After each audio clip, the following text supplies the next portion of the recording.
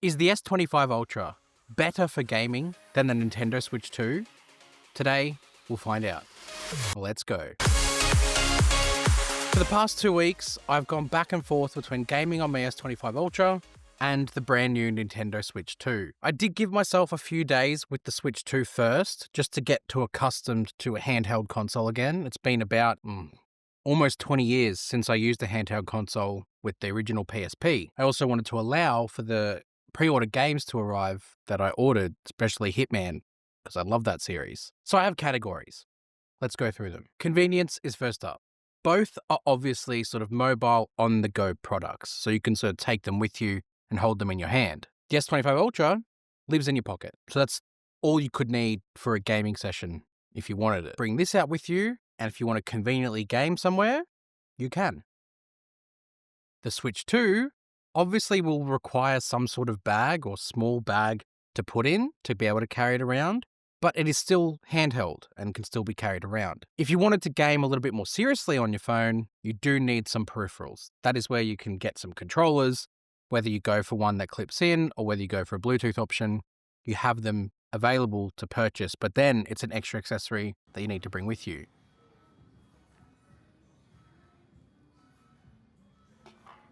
But the phone, whilst it's convenient to carry, isn't always convenient for gaming, because the vast majority of games that you play on your phone require quite a strong internet connection to be able to play it smoothly.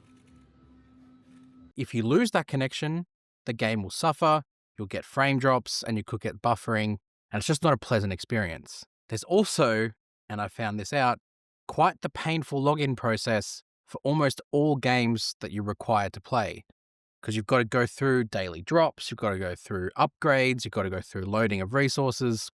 It's a whole lot of hoopla that you've got to go through to get into the game itself.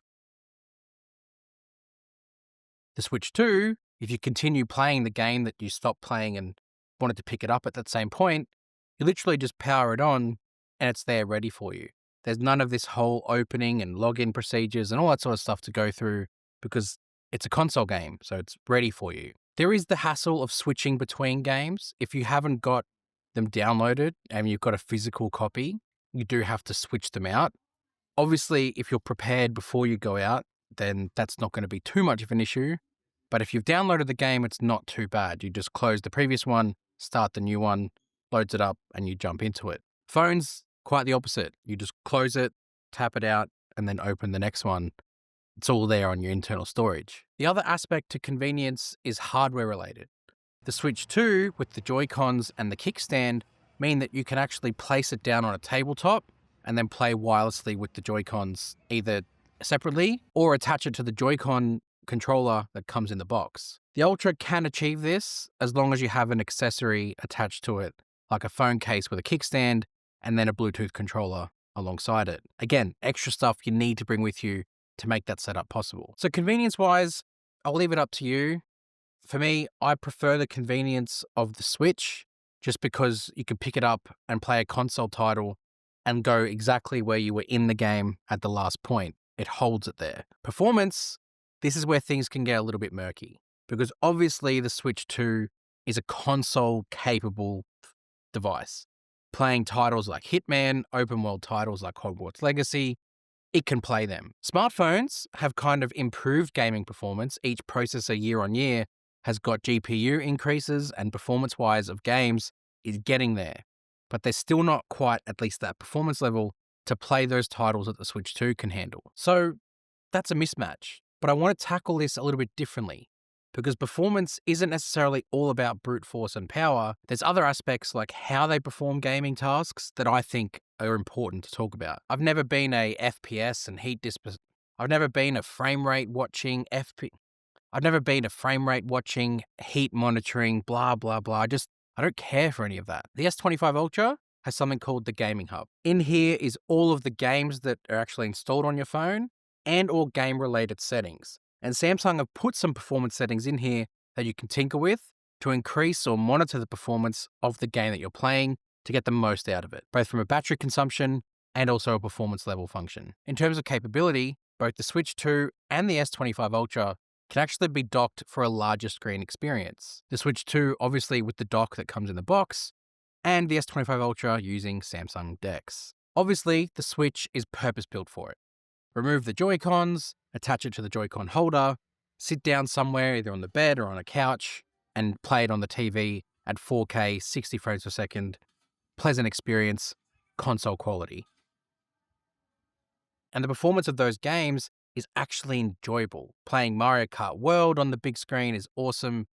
Playing Hitman on the big screen reminds me of playing it on my PS4/PS5. Not quite, but it's close enough. DeX is a little less for that purpose, but you can make it work with the right, software. The thing is, not all games work with a controller. So some games that you try and launch onto DeX, they just won't operate properly because they need a touch interface, then controller gets added in afterwards. But the Game Pass, and we'll talk a little bit more about that later, and certain Play Store titles, you can plug that into DeX and you've got basically like console gaming of some kind on the big screen.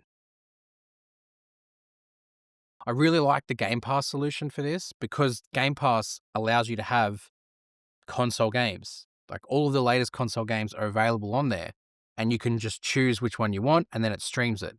Again, internet connection dependent. The Switch though, it's designed for this. So it works flawlessly. You put it into the dock and it'll just load up onto the TV and you sit back and away you go. Awesome. I also have Cyberpunk too and it runs it really well. The thing I like though with the performance of the phone is if you're a casual gamer, DeX can kind of allow you to dip in and out of the gaming experience and still give you a close enough quality, especially with streaming platforms like Xbox Game Pass. So again, a performance standpoint, obviously on paper, the Switch is more purpose-built for gaming. And purpose-built stuff always performs better than things that try and do a lot of things well. But depending on your needs from performance, the S25 Ultra with Samsung DeX and some of the other functions it's got could actually marry that performance and convenience together quite well. Up to you. The next category is a big one. It's game titles. I couldn't do this all by myself, especially with the Switch 2. I'm not as well versed in that universe as what some other people are. So I got friend of the channel and gaming expert Michael from Sydney Retro to help me out. Thanks, Daniel. The debate around mobile gaming is certainly an interesting one.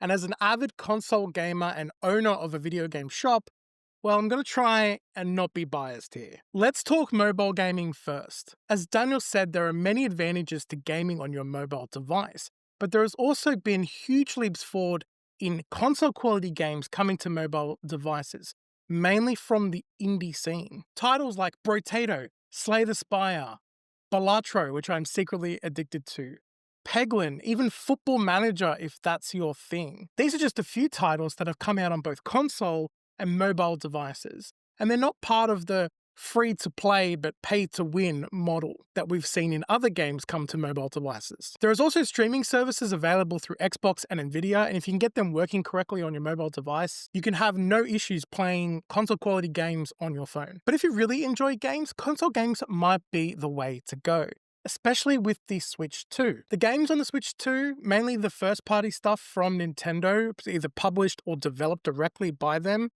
will be only found on Nintendo consoles. Things like the latest Mario titles, Zelda, Donkey Kong, Fire Emblem, Xenoblade, Pokemon, just to name a few, will only come out on Nintendo consoles. There is also a variety of retro Nintendo games that you can play through the Nintendo online services, which does require a membership. You can use that if emulation is definitely not your thing. Also with the Switch 2, I think the advancements made in the hardware now means that you can get console quality games available on the go. Titles from third-party publishers, which basically means not developed or published by Nintendo, are now available on the Nintendo Switch 2. Games like Cyberpunk 2077, which didn't even run on the PS4 at launch, now runs on the Switch 2. Whilst there isn't a huge library of games available on the Switch 2 just yet, its superpower is the fact that you can play everything from the Nintendo Switch on the Switch 2. There's also fantastic other third-party titles coming out on the Switch 2, or that have come out, things like Hogwarts Legacy, Street Fighter Hitman, Bravely Default. So if that's what you really enjoy, I think the Switch 2 could be for you. But it really is down to what you would like to spend your money on. If you've already spent a lot of money on a flagship phone because you need it for other reasons, then gaming on it could be the way for you. But if you've bought a budget phone, you can use that extra money to maybe get yourself a Nintendo Switch console and a couple of those games that you really can't find anywhere else.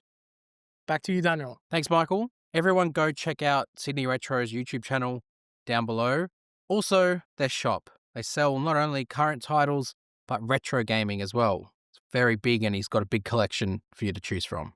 Go check him out. Titles for phones are ever increasing. There is a demand that smartphones match the sort of offerings of consoles because people have less time for console gaming, so they'd like to jump in on their smartphone instead. And if there are limitations of the hardware that you have, cloud gaming has kind of bridged that gap and brought it closer together. I've been using Xbox Game Pass, and the benefit of that is that you get access to all the latest console titles as they get added in. So I've been playing EA Sports FC 25. Again, they've butchered it compared to the FIFA days, and it's great because you get that experience of the full console title in the palm of your hand. And you can even expand that out into more intense console titles like Far Cry 6 or whatever else is on there, and you've got the option of playing that on your smartphone. But then phones benefit from the opposite end of the spectrum, extremely casual gaming with the titles that are on offer. The S25 Ultra has the Gaming Hub, which has instant games where you don't even need to download the game, it just plays it on the phone. You can quickly dip in and out of those games too, and it makes it really easy to access a bit of light entertainment. Of course, as well, you've got In Between, where you can access sort of titles like Sonic, which is great, but then you've got the other access of titles like Fortnite and Genshin Impact, which I don't play myself. They're not really my thing, but I can totally see how people could enjoy playing it on a smartphone. And the last one is price. This is where things can get a little bit murky because the smartphone, you've bought it already. You own that device, it's yours. You don't need to get anything else. If you want to game, you've got your phone, it's in your pocket. But if you want to add in extra services to that phone, like Xbox Game Pass, that's a monthly cost. For me, Xbox Game Pass Ultimate, $23 Australian a month to get access to all those titles. The cost of the phone plus the cost of that monthly subscription could add up over time, where if you just invested in maybe the Nintendo Switch 2, that's one outlay for the console. But it's not, is it? Because then you need to buy game titles. For example, Cyberpunk, $120 for Cyberpunk. That is a lot of money for a handheld console game. I get it because it's a huge title and there's probably a lot of elements to it, but still that outlay plus the console outlay plus other games that you might want to purchase, you could be well over $1,200 before you've even turned the thing on if you've invested in a lot of games around it. And then obviously new titles keep getting released, which means you've got to keep investing in games if you want to stay current. So you've got on one side a phone that is dedicated as a phone but can double up as a gaming machine, which you already own. Could make for a really good sort of opportunity to get into the gaming sort of segment without investing too much money. But then on the other side, you have a dedicated handheld console, which is very good at what it does, especially if you're into sort of more portable gaming and you like having something separate away from your phone. I've always been of the belief that a dedicated product is better for something than a product that blends everything together, which kind of, depending on how your workflow is, you might not agree with that statement. For myself, Samsung DeX is a great alternative to needing to get a laptop. However, if you need a laptop is going to just be better for you. There's no denying that. A phone you can watch content on, but it will never replace a TV. And a phone will never replace a gaming console. So look, I'm not actually here to tell you which way to go. I'm here to present you with the information, sort of showcase to you the benefits and maybe downsides of both sort of elements, more the positives because I like being positive, and then you make up your mind. You can sort of choose the path that you think might suit you best. In the meantime, I'm probably going to enjoy both because sometimes when I don't bring my Switch 2 out with me, it might be good to just have the phone in my pocket, dip into some light gaming, and have some fun. But when there's times when I know I'm going to have some downtime, when I know I'm going to get some space to myself, whether it be out somewhere, like maybe traveling, or whether it be here at home, the Switch 2 is going to make for an awesome product to go and sort of get a bit more heavy-handed with my gaming. Either way, you can't really lose at this, unless you suck at gaming. So look, that's it. That's my comparison. Hit subscribe to Tech with Benefits. Probably won't make any more Switch 2 content. I know it's not usually my thing, but I know that you liked to know about the phone versus the Switch, so that's why I've done it. Hit subscribe because there is some very big surprises coming from me. I did something crazy, and I'll see you guys in the next one. You.